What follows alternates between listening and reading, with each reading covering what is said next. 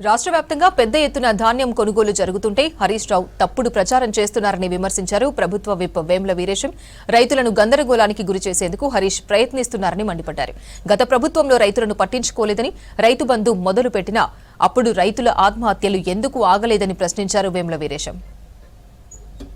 ధాన్యం గాని, మొక్కలు గాని, సోయం గాని, శనగలు గాని పారదర్శకంగా ప్రభుత్వం ఇవాళ బాధ్యతాయుతంగా కొనుగోలు చేస్తూ ఉంటే ఇలా కొనుగోలు జరుగుతలేదని చెప్పేసి హరీష్ రావు గారు అబద్ధాలు చెప్పటం అంటే ఇంతకంటే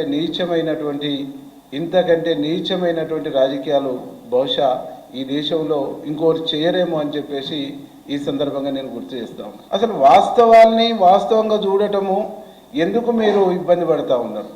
వాస్తవాలను వాస్తవంగా మాట్లాడటానికి మీరు ఎందుకు ఇబ్బంది పడతా ఉన్నారు?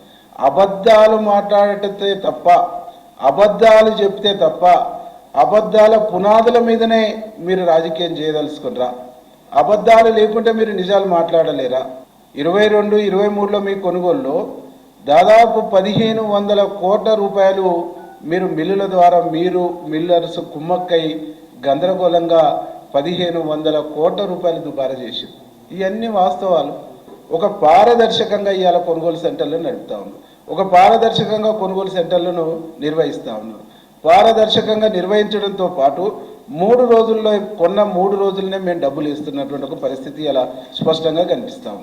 రైతుల్ని టెంప్ట్ చేయటం, రైతుల్ని ఇబ్బందులకు గురి చేయటమే మీ లక్ష్యమా?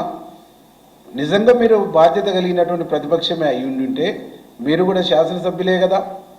సిరిసిల్లలో ఒకరు శాసనసభ్యులు, సిద్దిపేటలో ఒకరు శాసనసభ్యులు, గజ్వేల్లో ఒకరు శాసనసభ్యులు.